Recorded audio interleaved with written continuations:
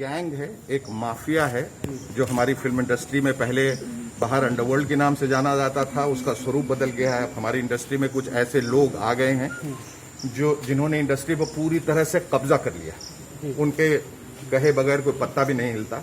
वही जिंदगियां बनाते हैं और वही जिंदगियां बिगाड़ते हैं। कौन है? देखिए सवाल निकल के आता है कि लगातार देखिए मैं आपको बता दूं, अंडरवर्ल्ड जब है जो बाहर का है उसमें मालूम नहीं कि कौन कौन है, लेकिन अंडरवर्ल्ड है। उसमें नाम जानने की जरूरत नहीं है क्योंकि हमारे पास कोई प्रमाण है, लेकिन है ये इतना भी मालूम है कि ऐसा नेक्सस है जो लोगों को अपने बंधन में जकड़ लेता है, अपने दायरे में। और जो भी एक छोटे शहर से जो भी कोई आता है और जब कोई हुनर जो पनपता है तो वो थ्रेटन हो जाते हैं। उनके अंदर जो दायरे में लोग हैं उनको लगता है कि अब हमारा सिंहासन डोल रहा है, इसको या तो खत्म कर दो या इस नेक्सस इस सिंडिकेट में शामिल कर दो। अगर वो जी हजूरी करता रहा, चापलूसी करता रहा, तलवे चाटता रहा तो ठीक है।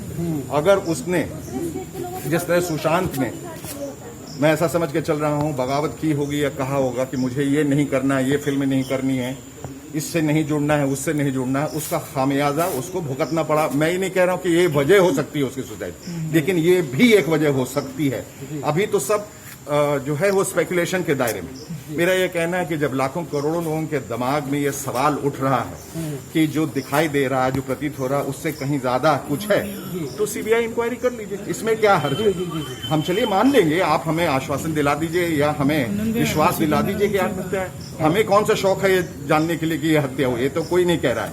लेकिन जो तथ्य बाहर निकल के आए उससे ऐसा प्रतीत होता है कि इसमें, इस खेल में और भी गुत्थी है, कुछ पेच है जिनको सुलझाना चाहिए। कुछ अनसुलझे जो सवाल हैं वो एक प्रश्न चिन्ह बन के खड़े हो गए हैं और उसका निदान जरूरी है। This case needs a closure, और क्लोजर तभी होगा जब इसकी सीबीआई जांच होगी। शेखर सुमन क्या करेंगे एक बिहारी होने के नाते? आवाज उठाएंगे, वही जो कर रहे हैं उसी के तहत तो मैं यहाँ आया हूँ। उसी जगह मुझे कहीं भी जाना हो, कुछ भी कहना हो, रोज जो है एक प्रेशर बिल्ड कर सकते हैं, एक स्टैंड ले सकते हैं कि हमें ये चाहिए। आप अपनी मांग कैसे मंगवाते हैं?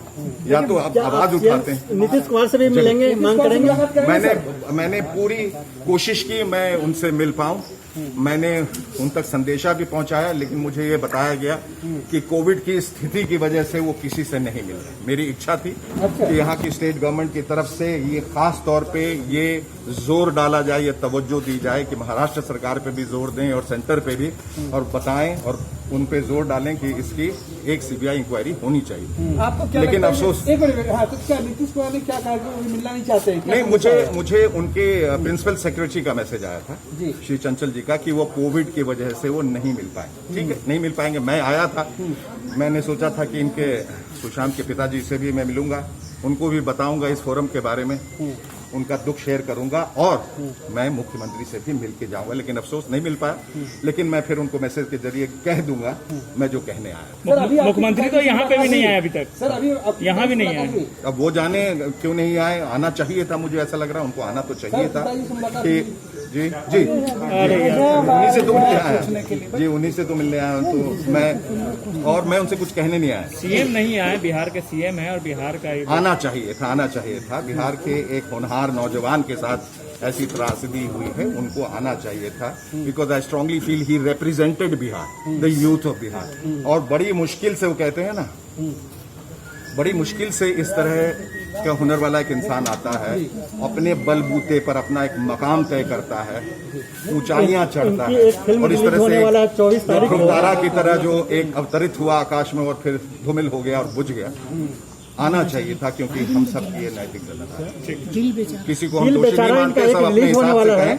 मुझे ऐसा लगा कि मुझे बोलना चाहिए, इस आवाज को उठाना चाहिए। मेरे साथ कोई आए ना आए, मुझे लगता है कि दिल बेचारा रिलीज होने वाला, क्या बड़े पर्दे पर होना चाहिए? जी, इनकी एक फिल्म दिल बेचारा रिलीज होने वाला है, क्या इसे बड़े पर्दे पर होना चाहिए? बड़े पर्दे पे तो तब रिलीज होगा जब ये कोविड का सिचुएशन खत्म होगा, और ये कब खत्म होगा किसी को नहीं मालूम। जब तक वैक्सीन नहीं निकल जाता कोई थिएटर में जाने वाला नहीं। तो अगर कोई जाएगा नहीं तो उस फिल्म का हश्र बुरा हो सकता है। कम से कम एक OTT प्लेटफॉर्म पर रिलीज होगा, कम से कम पूरी दुनिया जरूर देखेगी और हम चाहेंगे कि पूरी दुनिया उनके इस आखिरी काम को देखे और सराहे फिर से।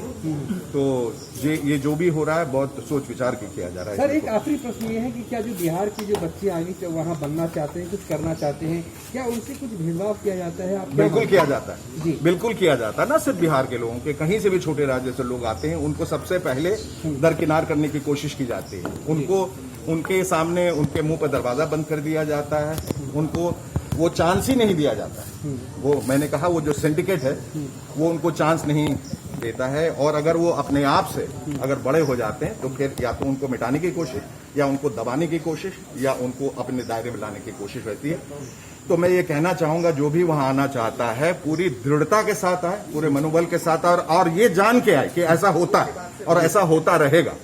लेकिन मुझे ऐसी उम्मीद है कि अगर हम इसी तरह से अपनी आवाज को बुलंद करें तो ये जो खौफ है, जैसे मी टू मूवमेंट के बाद अभी एक खौफ है, लोग कुछ करने या लड़कियों को मोलेस्ट या छेड़ने में, इनको एक्सप्लॉइट करने में डरते हैं, उसी तरह से इस खौफ की वजह से ये जो प्रताड़ना है, ये जो जिस तरह से टॉर्चर किया जाता है या टैलेंट को दरकिनार किया जाता है वो कम हो जाए।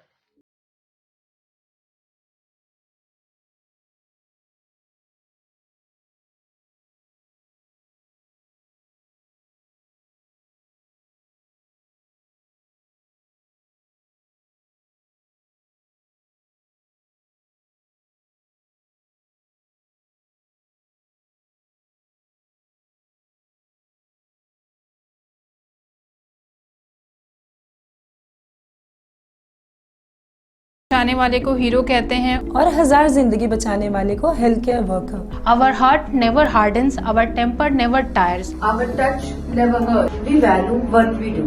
We at Paras work for cause, not for applause. Lockdown के समय, लॉकडाउन के बाद हम हैं आपके साथ।